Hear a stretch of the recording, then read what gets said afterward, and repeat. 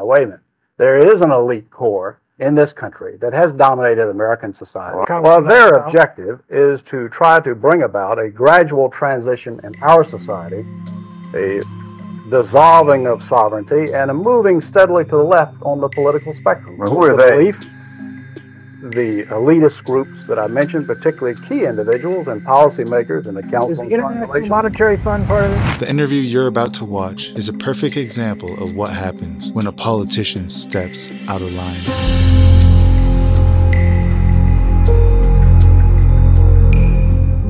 Larry McDonald was a U.S. politician who served as a Democratic member of the U.S. House of Representatives from 1975 to 1983. He represented Georgia's 7th Congressional District. Despite being a Democrat, McDonald was a conservative and a staunch opponent of communism. On September 1st, 1983, Larry McDonald was aboard Korean Airlines Flight 007. The plane, a civilian Boeing 747, was en route from New York City to Seoul, South Korea, with 269 passengers and crew on board. All passengers and crew, including Larry McDonald himself, perished in the crash. The circumstances surrounding the downing of Korean Airlines Flight 007 are controversial at best. Others call it a false flag attack. But one thing's for sure. This was the last interview he ever gave. Mr. McDonald, I'm not a conspirator. I think even Buchanan would vouch for that. Well, you are Robert Welch. Foreign Relations. Robert Welch. No, I don't think so. Yeah, I'm a member of the Council on Foreign Relations. Is that a conspiracy? Well, you've certainly. Well, let me just tell you what Newsweek says. The John Birch Society considers communism only one arm of a master conspiracy in which socialist American insiders are plotting to establish world government. Now, it also says, and here's Director John McManus, that's your public relations director, saying that former Secretary of State Alexander Haig and CIA Director William Casey are two of these master conspirators who are plotting to establish world government. Now, what do you say? That kind of silly, asinine statement is what makes people laugh at the John Birch Society.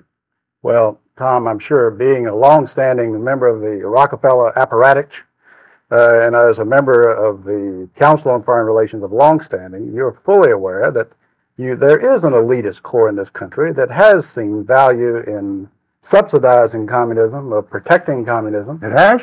Sure. You're accusing me of subsidizing communism? No, I'm saying because I happen to belong to a... there is an elite core. Study group?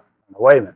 There is an elite core in this country that has dominated American society. Well, I'm not one of them. Trilateral Commission. The Trilateral Commission, Council on Foreign Relations. Well, let's face it, they've dominated the State Department for 40 years, and pretty much openly so. All right, but what are they trying to do? Well, their objective is to try to bring about a gradual transition in our society, a dissolving of sovereignty, and a moving steadily to the left on the political spectrum. Well, who are they? The elitist groups that I mentioned, particularly key individuals and policymakers in the Council on Foreign Relations. Is the International Monetary Fund part of it? Well, I would say the International Monetary Fund has certainly been set up for the purpose of facilitating that transfer of sovereignty and transfer of wealth on the road. Right, we elected Mr. Conservative. Let me just finish the point, because otherwise we're going to have a lot of unanswered questions. That you are looking at a group that has worked to bring about the dissolution of national sovereignty on the road to world government. And certainly you're familiar with the local professor Carroll Quigley, who has been part of your club, in which he admitted all this. And he said in his book, Tragedy and Hope, the only thing I disagree is that we've worked to keep it a secret. And you see Arthur Schlesinger Jr. writing way back in 1947, says, yes, this is the hidden policy of America. But we can't tell the American public because they're too unsophisticated to see the value. What is the instrumentality of world government? What is the instrumentality? What you say about Arthur? That's the silliest statement I ever heard. He never made anything like that. Well, let me suggest that you read the May-June issue of the Partisan Review of 1947, Tom, and you can read it for yourself. It's called... There was a conspiracy. A conspiracy to promote communism? He didn't use the word conspiracy. He said the objective was to bring about... Let me finish. I'll tell you. He said that the objective, the secret policy, which we can't tell the American public because they're not sophisticated enough to see the value, is that through a steady result of erosion of New Deals, we bring the American society steadily to the left, and through a sound concept of benign containment, we merge into the vital center of the socialist left. Those are his words, not mine. I think John Kennedy was a member of that No, conspiracy. let me ask you this. The World Federalist Movement in the post-war era contained a lot of people who eventually broke with it, and a lot of people thought the UN in the post-war era looked toward world government. Sure. Indeed, they did, up until 48, 49. But a lot of them said, look, we were utopian. That's over and done with. We can't move. And a lot of them came in Kennedy's government. Schlesinger was in there when they were fighting in Vietnam, launched the effort in Vietnam. Schlesinger was behind the Bay of Pigs. In other words, look, isn't there some move that occurred in the post-war era that now has been dissipated because nobody believes in the utopian ideal of world government anymore? Well, I think there are those that realize that moving straight from a prototype of the United Nations into world government perhaps is tactically impossible. But phasing out increasingly national sovereignty into regional government and phasing out sovereignties into international treaties in multiple areas. The whole movement toward, quote, interdependence. Yeah. NATO is part of the conspiracy? Well, there are certainly elements in NATO. There are people in NATO who are very strongly dedicated to the defense of the West. But at the same time, you find in NATO a steady dissolution. You find a growing weakness. There's a NATO policy dominated by State Department policies that has not worked. Well, it's a regional grouping, and I think, therefore, it may be suspect by the John Birch Society. We're talking with Congressman Larry McDonnell, who has recently been elevated, I guess, to chairmanship of the John Birch Society, succeeding Robert Welch. We'll be back in a minute. Congressman Larry McDonnell, a Democrat from Georgia. Mr. McDonnell, your predecessor believed that the PTA was too left-wing and that the John Birch Society at one time tried to infiltrate it, or so he said. He used the word infiltrate. Is that part of your program now? Well, I think when the PTA comes out in its program for the test ban treaty, and when the PTA comes out for gun control, it comes out for obviously national legislative programs that have been linked with liberaldom, having nothing to do with education of our children. I think many people are wondering, what in the world is the PTA doing? And that includes members of the John Birch Society. Well, I wonder about you.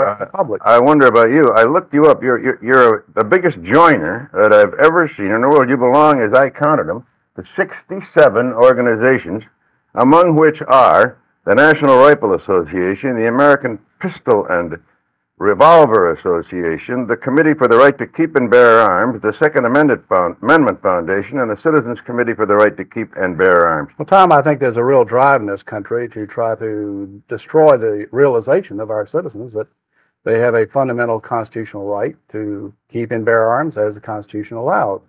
And unfortunately, there are those in our society, including elements of the PTA nationally, not always locally by any stretch, but nationally, who would believe that the federal government should restrict the right of citizens to keep and bear arms. Let me ask you about this conspiracy again. Well, you can take the issue of one of the major problems of this country is inflation, right, and the problems of the destruction of the dollar. And the fact of the matter is, in spite of promises to the contrary, Reagan has not moved to correct the deficiencies. We're now back to Keynesian economics, despite comments to the contrary. Do you think that's a result of the conspiracy you mentioned? Is there somebody working on them to get the inflation so that this country will be weaker? Well, as a man who campaigned against elitism, as a man who in his campaign rhetoric said that he would not be having the Council on Foreign Relations trilateral types dominating his cabinet, he's got about 250 members of such in his administration. Well, let me ask you about Bill Casey. Now, I've known Bill. 250 members. Of the trilateral commission. I've known Bill Casey in the administration.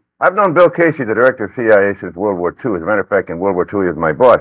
Now, you're a public relations director. The John Birch Society says that Bill Casey is a part of this conspiracy. Well, let's face it, Bill Casey, before he became CIA, one of his big jobs was aiding in the transfer of technology and goods and so forth to the Soviet Union, helping the Kama River Project, the Export-Import Bank, helping to finance these things. The Export-Import Bank part of the conspiracy? I think the whole drive, the fact that the American people have been tapped steadily, especially since World War II, to finance their enemies and to have the massive technology transfer to those who I agree with you. You know that from the Braden Doctrine in the agency, which you're very familiar with, and the feeling that we must somehow subsidize the, quote, non-communist left. That's among our so-called allies. Braden was and in country after country, that turned out to be the communists, the crypto-communists masquerading. Yeah, that's Mr. Mitterrand, who has taken the strongest position against the Russians of any Western European. Well, he was about to lose everything at the polls, and he had to show some sign. It's very difficult to say exactly how far that will be. Congressman McDonnell, he's been using the term conspiracy. No, I didn't use it. For heaven's sake, Pat. The John Birch Society used it. I go through the tapes. Well, it is. Don't blame it on me. He used it. You've used it 45 times. That's right. They say this is a conspiracy. I want to know what the conspiracy is. I'm trying to find out who's in it and what agencies of government in it, because I want to fight it along with you. You look And like Great, Tom. Let me tell you, Tom, as a matter Pat, a member of the conspiracy. He's a member of the press. Let me ask you, he's used, now Mr. Braden's used for the 47th time the term conspiracy.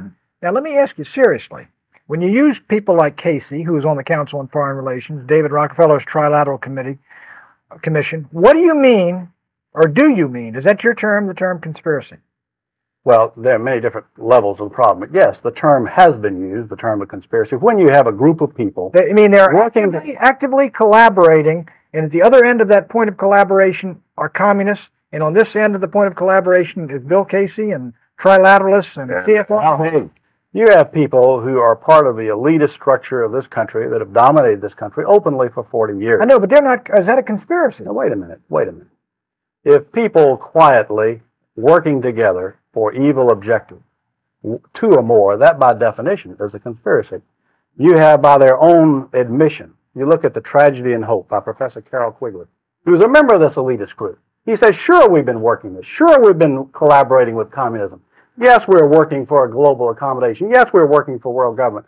The only thing I object to is that we have kept it a secret. And I think we've gone so far along, we should come out and say, I'll bet you $1.50 that Bill Casey doesn't know who Professor Quigley is. I don't. He's at Georgetown a number of years ago. He died a couple of years ago, and he wrote The Tragedy and Hope. He's a very noted member of your club, Tom.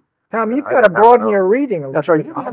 I ought to do is read more about conspiracies, and that's why I'm interested in. Well, I'll tell you what you ought to do is go back and look at your founder, Edward Mandell House, because he wrote the book Philip Drew, Administrator, and in there, Colonel House said that what he envisioned for the world was a world government along socialist lines as envisioned by Karl Marx. Now, that's your leader, Tom, so you got to go back to the beginning. Well, his leader was Woodrow Wilson. Do you think he was a communist? No, I think Woodrow Wilson was his follower. I think Edward Mandell House dominated Wilson, not the other way around.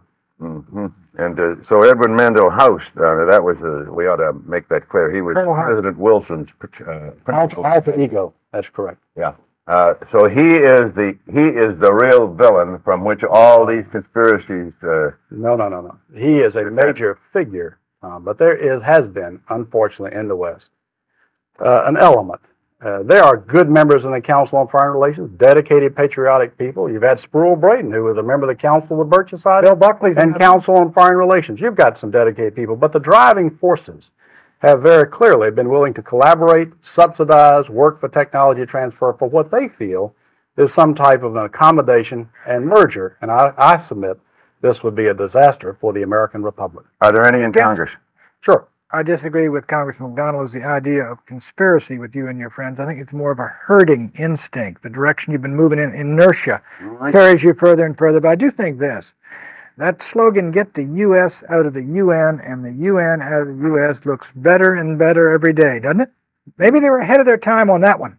No, Pat, I think we got to have communications with the world, and the UN makes me mad too, but I don't think it's a part of the great conspiracy which extends from Bill Casey and Al Haig all the way to communism. Well, I think that Larry McDonnell's a patriot. I think he's wrong about the conspiracy, but he's probably less wrong about what he says about this country than the guy I'm talking to. So what do you think about this? Do you think it's just a coincidence that he was killed when his plane was exploded by a missile attack shortly after this interview? Or is it something else? I want to know what your opinions are. What happened to him? Put it in the comments section below so everybody can know what really happened to him. I want to thank you all for watching this video, and until next time, God bless you all.